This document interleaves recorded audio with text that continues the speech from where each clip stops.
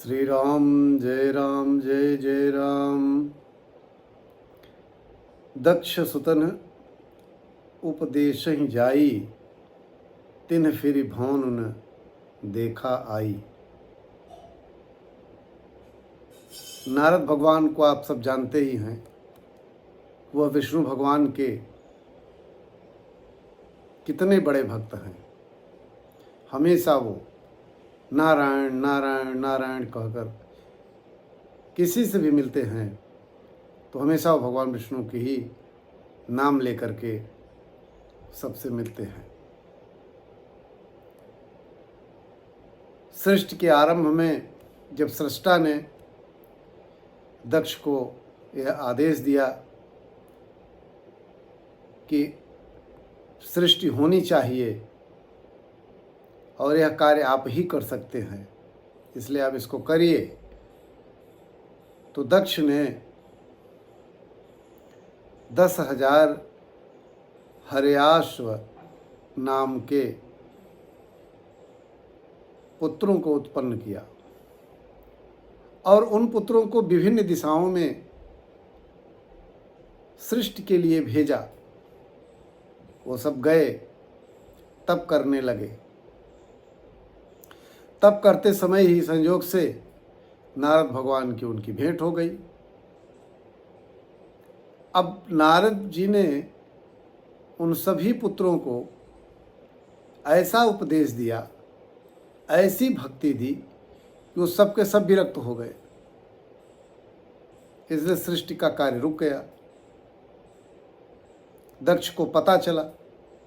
दक्ष बहुत नाराज हुए नारद जी के ऊपर। तो कहा ये सब ठीक नहीं है।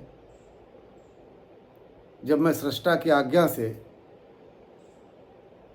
सृष्टि को आगे बढ़ाने के लिए कार्य कर रहा हूं तो इसमें आपको व्यवधान नहीं करना चाहिए। तो पुनः प्रजापिता दक्ष ने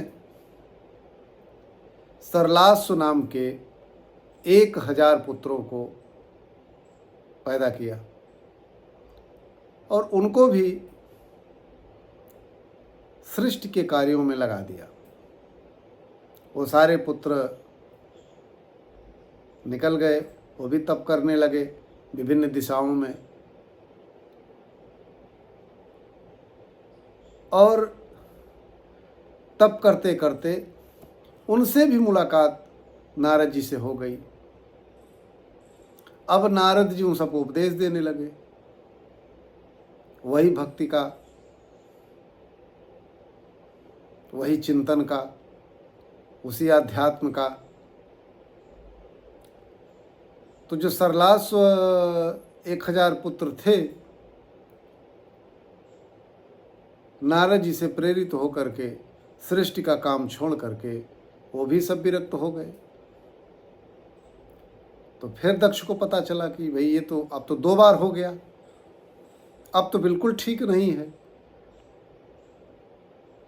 तो क्रोध में वो आकर के नारद जी को सौंप दे दिया कि अब आप 2 घड़ी से अधिक कहीं भी स्थिर नहीं रह सकेंगे।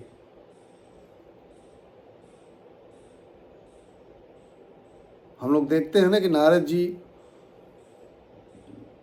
पूरी राम कथा में कहीं भी स्थिर नहीं रहते हैं। कभी भगवान के पास हैं, कभी हनुमान जी के पास है, कभी गरुड़ जी के पास है।